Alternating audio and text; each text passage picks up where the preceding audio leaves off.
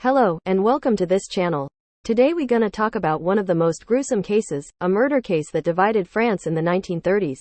While the murders committed in February 1933 by the Papin sisters were horrifying, the treatment they experienced as servants by a wealthy French family made intellectuals see their case as a symbol for class struggle. Christine and Lee Papin worked as domestic servants for a retired lawyer, René Lancelin, his wife, Léonie, and their grown daughter, Geneviève.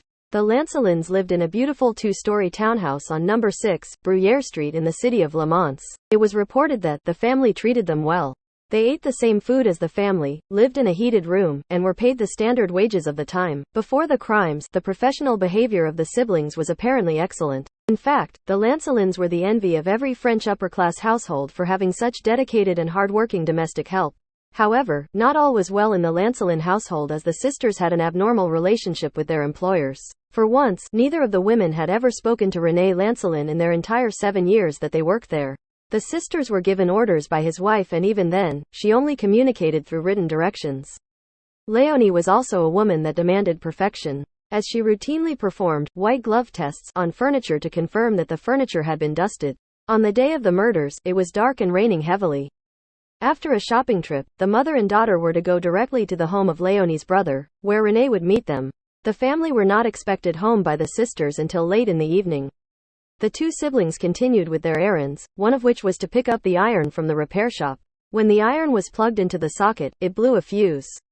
They decided to wait until the morning to try to repair the fuse, given that the Lancelins would not return home until late into the evening. But Léonie and Geneviève returned home unexpectedly.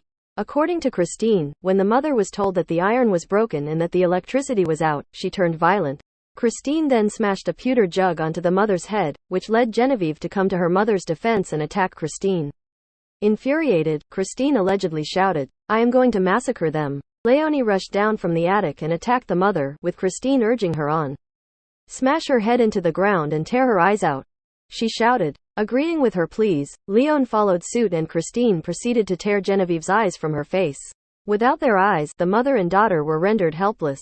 The sisters gathered a hammer, a knife, and a pewter pot and struck blows on their victims until mother and daughter lay silent. They lifted up the skirts of the corpses and began cutting into their buttocks and thighs. In one final gruesome act, the sisters basted Léonie with her daughter's menstruation blood. The murderesses cleaned themselves, locked every door in the house, lit one candle in their room, and waited for the inevitable. When his wife and daughter failed to show up for dinner, René Lancelin returned home with one of his friends. They found all of the doors locked in the house in pitch darkness. René contacted the police, who broke into the townhouse.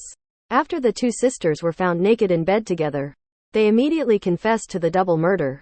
They claimed that it was self-defense, as Christine Papin simply said, "It was her or us." Lee told the police, "From now on, I am deaf and dumb." Later at the trial, the defense argued that the sisters were temporarily insane at the time of the murder. The court decided that the Papin sisters were sane and therefore guilty. Christine Papin was sentenced to be put to death by guillotine in the public square at Le Mans on September 30, 1933. Léonie Papin was considered an accomplice and given a lighter sentence of 10 years of hard labor. While Christine waited in the holding cell for her punishment, she became unhinged and tried to claw her own eyes out. She was then put in a straitjacket while her sentence was commuted to life imprisonment. But soon she began to starve herself and died as a result in 1937. Lee Papin was released after 8 years on good behavior in 1941. She then went to reside with her mother and lived a long and quiet life under an assumed name. Thank you for watching. Don't forget to subscribe, like and comment for more crime series.